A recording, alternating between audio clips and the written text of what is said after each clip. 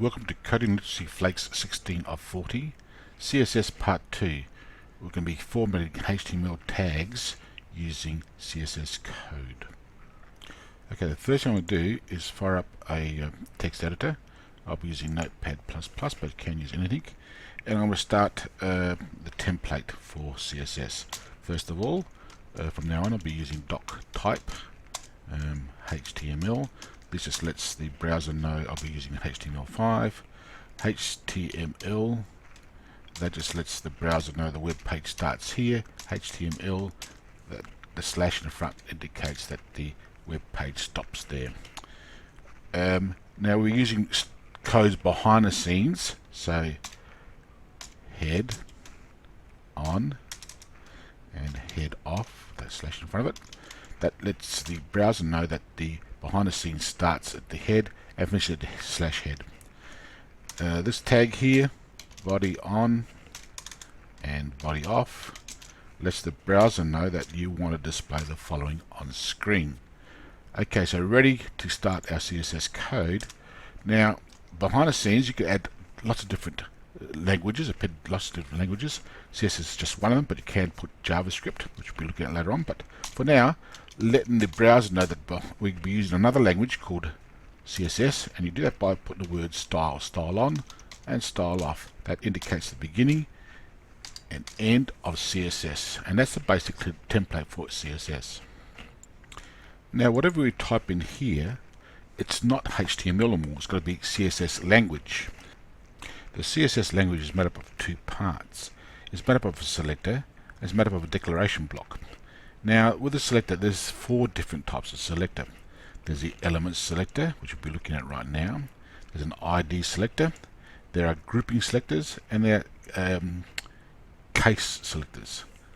Okay, let's start with the element selector. Now, body. We're talking about CSS body. We're saying look at the element selector called body. In other words, look for the body tag in HTML, and we're going to start the declaration block with a brace, opening brace and closing brace. That in here you put all the publications you want for the body tag. So basically what I want is I want the background color spelled the American way, colon. Now we've got that there. We're going to say that the background color is going to be yellow, FF00, and we finish off with a semicolon. You can get those background colors from our color charts or from a color wheel. There's a lot of them available on the websites.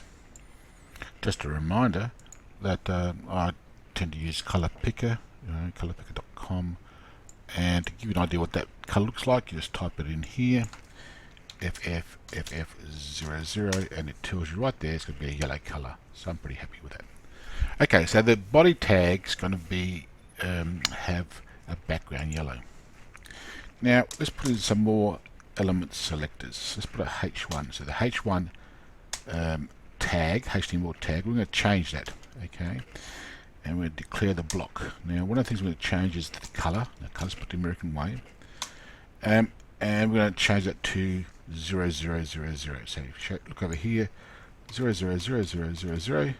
It's going to be black writing. So crosshash 1 2 3 4 5 6 semicolon to finish that particular publication or value, and I'll put some more values in there. Okay, let's just put some background color. That's a CSS code, and I'm going to use DD 60s. What does that give us? DD, and I can see they give me white or grey color really. So I'm going to put a bit of grey in there. I like grey, so the background will be light grey. DD semicolon. I'll finish with that particular value. Okay, let's put some more values in there.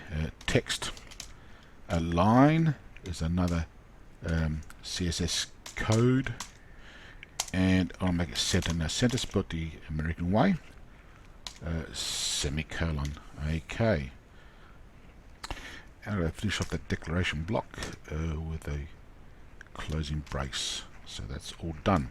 Okay, now let's put in some more properties. Okay, let's put in now P. We're going to change the P tag. Just going to show you here that I don't have to actually have these values in different lines. We'll put it one big line just for the experiment here. So color will be FFFFFF. Again, to show what FFFF means or looks like. It looks white. Okay, we're going to make the background color. So I'll just expand that. Background color will be AABBCC, whatever that is. So AABBCC will give me a greyish color, tinny color. And actually, I must just finish there. Okay, so this one here is showing you that I can actually write all those values there as one line. You don't have to have them on separate lines. Okay, let's activate them. So the body tag is already in place. So body's going to be that color there. I think it was yellow. Okay, let's activate. Let's use the H1 tag. Okay, it's a header in HTML. This this is my second CSS page, and we're going to finish off the header there. Okay, ordinary HTML that is. And now because we're going to use the properties here, it's unusual, but we're going to put a beginning paragraph break and put in a statement. Check this out. Now we have to put a closing one. That's because we're using CSS.